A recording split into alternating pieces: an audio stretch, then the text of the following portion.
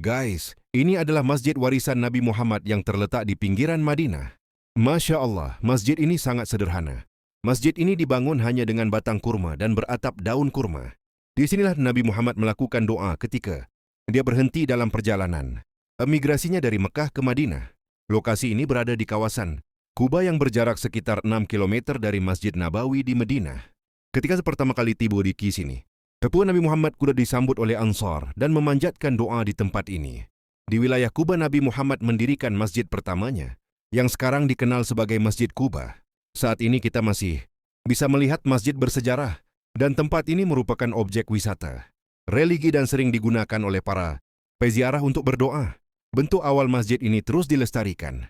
Seperti bangunan ini hanya dikelilingi oleh batas-batas batu dan beratap dengan batang daun kurma. Lantainya dapat dilihat banyak sajadah yang dibentangkan untuk dijadikan tikar bagi jemaat yang ingin berdoa di dalamnya. Nggak jauh dari bangunan ini terdapat sumur.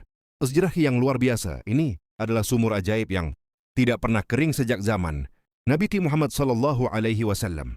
Di masa lampau Nabi Muhammad menggunakan air sumur ini untuk wudhu, mandi dan minum. Sumur ini terlihat jernih dan menyegarkan. Ajaibnya, air tidak pernah mengering, meskipun berada di iklim panas dan daerah tandus. Ini adalah mata air pertama yang diminum Nabi Muhammad ketika mengunjungi Kuba, Madinah. Kita akan menemukan banyak peziarah yang mencoba berwudu dan meminum air dari sumur. Ini dan sumur ini disebut sumur Aziku. Alasannya disebut sumur Aziku karena di daerah ini terdapat hutan lebat pohon kurma, baik batang maupun buah. Hutan palem kurma ini menerima irigasi dari sumur yang memancarkan mata air yang tidak pernah mengering di semua musim. Oleh karena itu, masyarakat Madinah menyebut sumur ini sebagai sumur Aziku.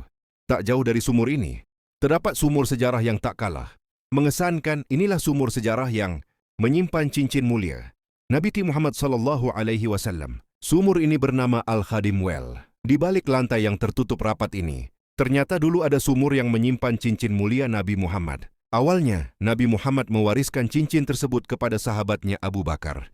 Kemudian diturunkan kepada sahabatnya Umar. Kemudian yang terakhir berada di tangan sahabatnya Utsman. Namun ketika temannya Utsman tiba di sumur ini, tiba-tiba cincin yang dia kenakan jatuh ke dalam sumur. Hal ini kemudian membuat temannya Utsman panik. Dia kemudian mencoba mencari cincin di sumur. Tapi sayangnya cincin itu masih belum bisa ditemukan sampai sekarang. Hal ini tentu membuat sahabatnya Utsman sedih, mengingat cincin itu adalah cincin yang dipakai Nabi Muhammad SAW untuk surat kenabian. Demikian guys penjelasan Masjid Kuba. Tulis komentarnya ya.